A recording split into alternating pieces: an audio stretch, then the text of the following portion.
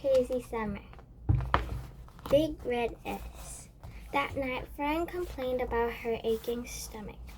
She meowed and howled and turned into her sleep. Go sit on the toilet, I told her. She clung into my side, meowing and howling. Vanetta yelled, Quit it, Fern! I can't sleep. I paid no mind to either Fern or Vanetta. If Fern couldn't sleep, we all couldn't sleep. So too bad Vanetta and too bad for me. I just let Fern carry on the meowing and howling while I rubbed her stomach. It took a while, but she finally fell into sleep.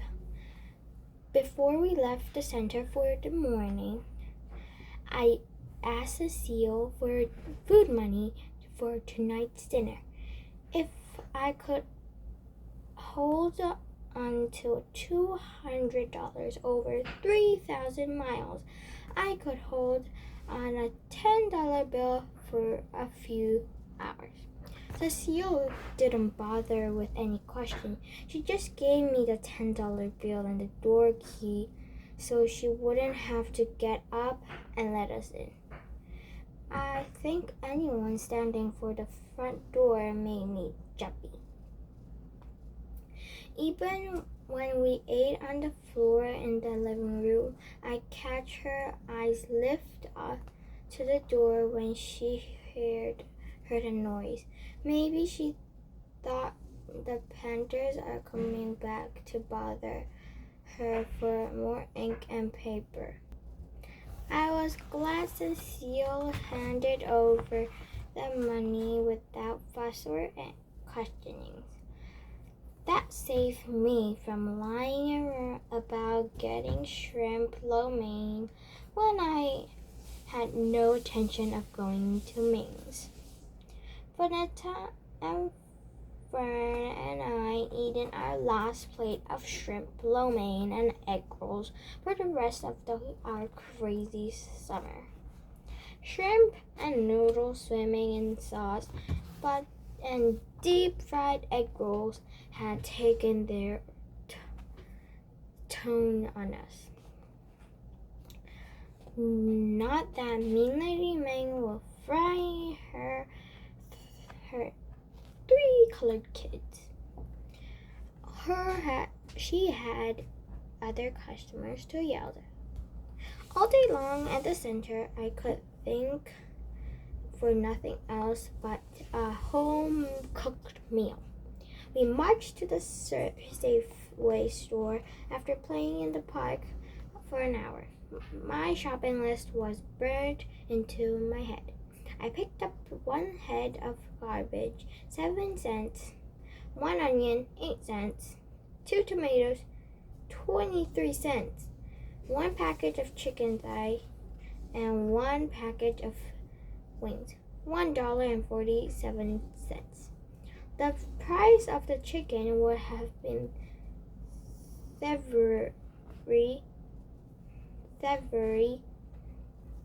the highest kind, according to Big Ma, who raised chickens down in Alabama and had only to go pull one up by its neck, kill it, pluck it, clean it, and fry it.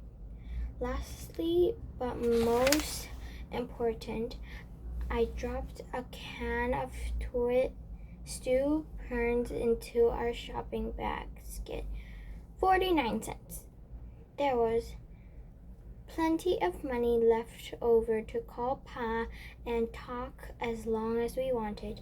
Vanetta and Fern plunked as the groceries went into the basket. There was even a couple slugs in finger snapping in our dinner as was plated on the cashier counter. As the snipping between Vanetta and Fern over Miss Patty cake was now aimed at their new enemies, the real food we would eat until we returned to Brooklyn and me. I paid for the groceries to put in the change in my pocket. I gave Cecile a dollar bill to keep the coins for us for our telephone call to Papa. Why can't we have pizza? Bonetta moaned. Or shrimp lo mein. Because, I said, enjoying my role as their enemy and big sister. That's not food for everyday eating. I held up the brown paper Safeway bag with its big S printed smack in the center. This is.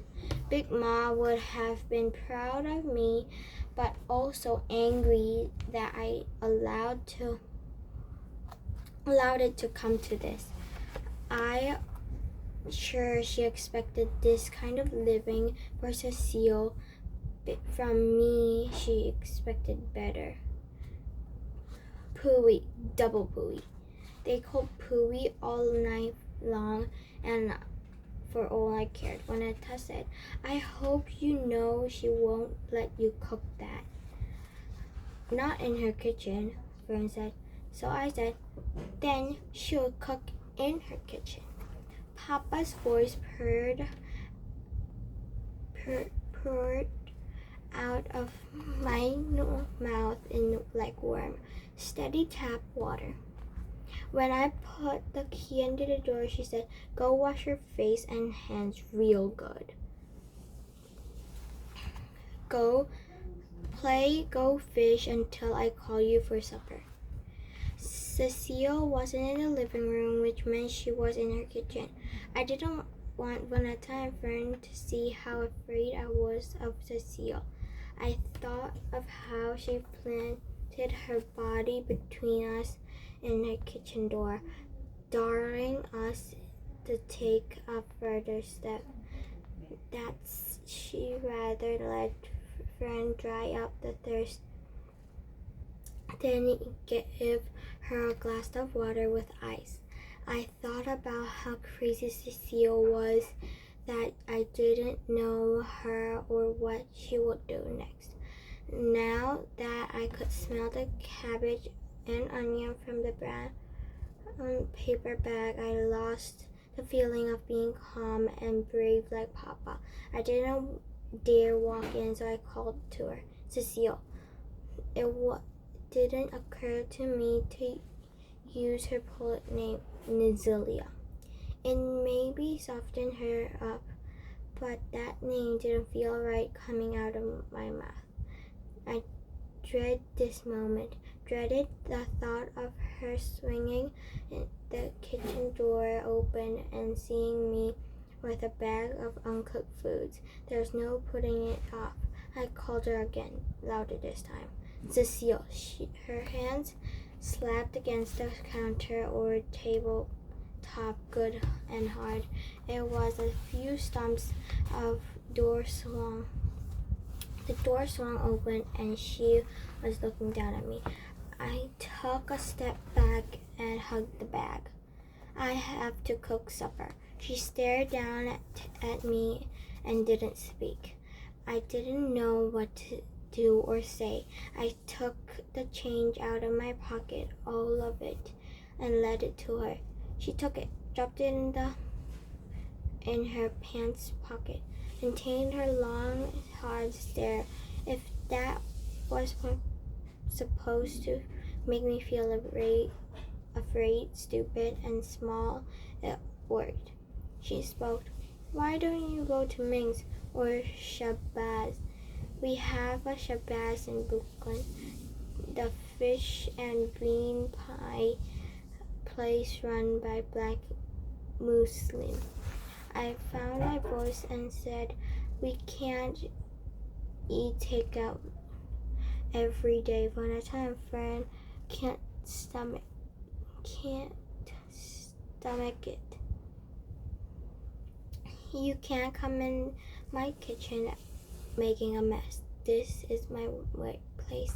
Why don't you I don't need you in here turning things upside down.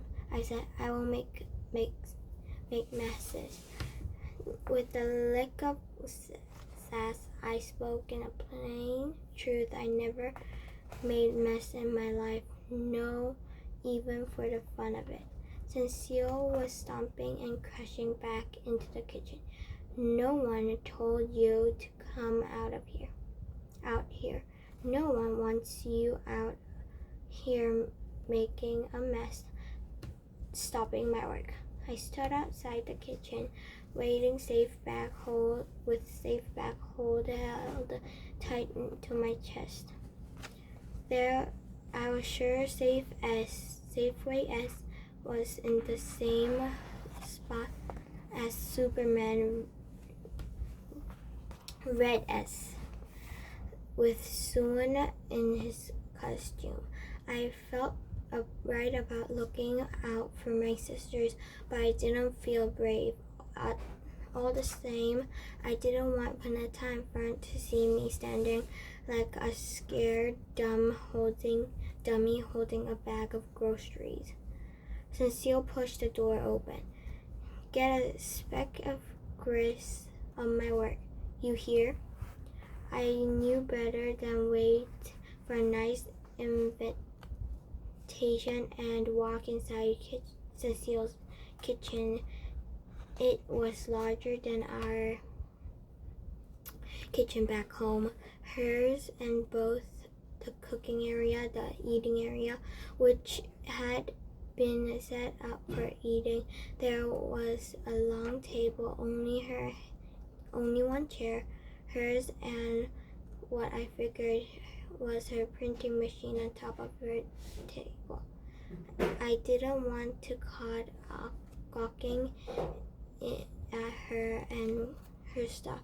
I went straight to the sink, started stripping the onions, washing the cabbage, washing potatoes, washing the chicken parts, until I figured out what to do next without having to ask Cecile a thing.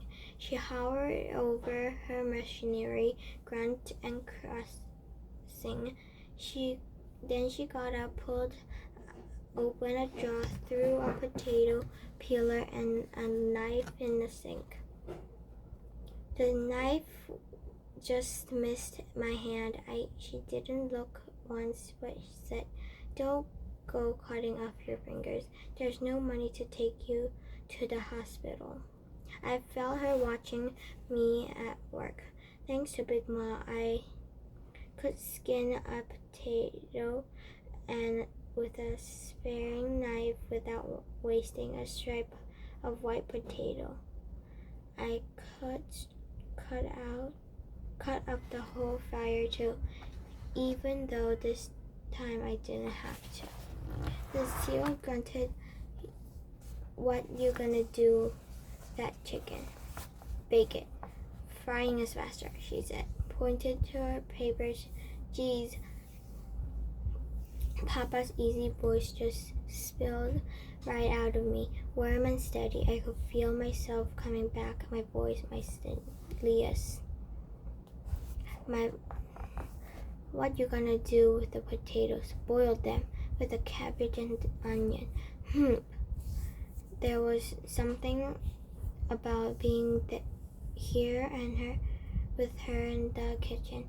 And I knew it was what it was. I had a flash of us, quiet in the kitchen. Pencil tapping on her voice, chatting. I blinked the flash away. I didn't have time to be pulled into daydream. I kept doing what I was doing. And then I pressed my luck and asked her for some flatback. Another gulp. "No flatback, no salt pork, no pig of any kind in my kitchen." I shook my head. People in Oakland are touchy with pigs, but there were touchy with about pigs on their plate, and the pigs, as crazy Kevin called them, in the police cars back in Brooklyn. Big Ma wouldn't stand for cooking without pork on the Sundays. I couldn't even imagine Cecile and Big Ma sharing a kitchen or living in the same house. Since there was no pork, I used what Cecile had, but butter, salt, and pepper, plus the onion. It didn't smell like Big Ma's kitchen in Brooklyn, but it was aroma of real food cooking. Now that I had our dinner underway, I wanted to take Cecile's place of work. See what she's doing hovering on her machine. Quietly, carefully, from where I stood stealing glances, it seems like she was laying down puzzle pieces. Picking it up, one piece of something, and laying it carefully down on her equipment. Picking up another piece and laying it down. Then she studied the pieces, just the pieces she had complete. She had pulled herself into puzzle laying and had forgotten that I was there. I could see why Bernetta and Fern were not allowed inside Cecile's kitchen. Cecile was fixed on the prayer. I was allowed to be there, and I didn't dare care my throat, let alone ask her to show me what she's doing. Bernetta and Fern didn't have any sense to be quiet.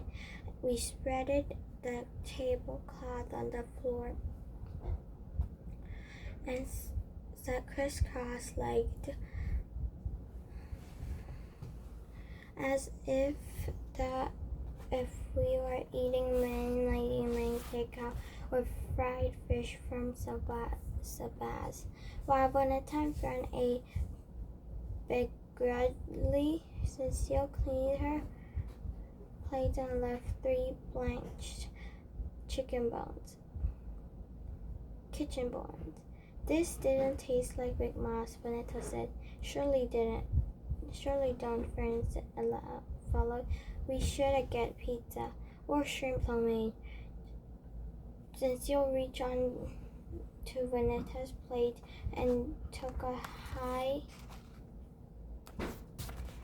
that Bernetta had left to me. She said, "That's gratitude for you." I didn't care that there was ungrateful. I told my sister, "Get used to eating like this." Bernetta said, "I'm going to tell Big Ma and Papa."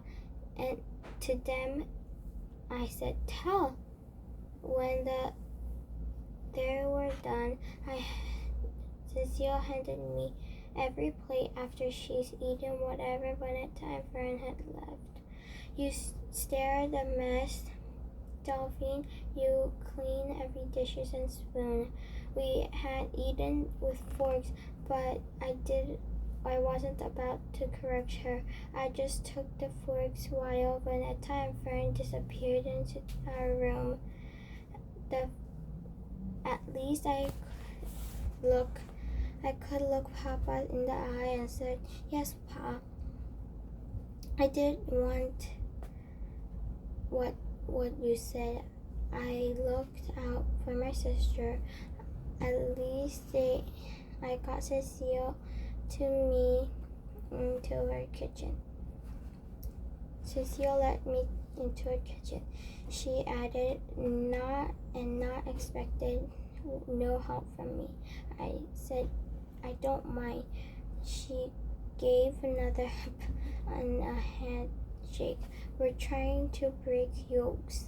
We're trying to make one of yourself. If you knew what I known, seen what I seen, and you would be so quick to pull the plow. I sort of knew what she meant, but someone had to look out for Valentine Fern while we were here. I stacked the plates in the sink and ran the hot water. It'll kill you to be selfish, Delphine, she said, and moved me out of the way to wash her hand. Then she went back to praying over puzzle pieces.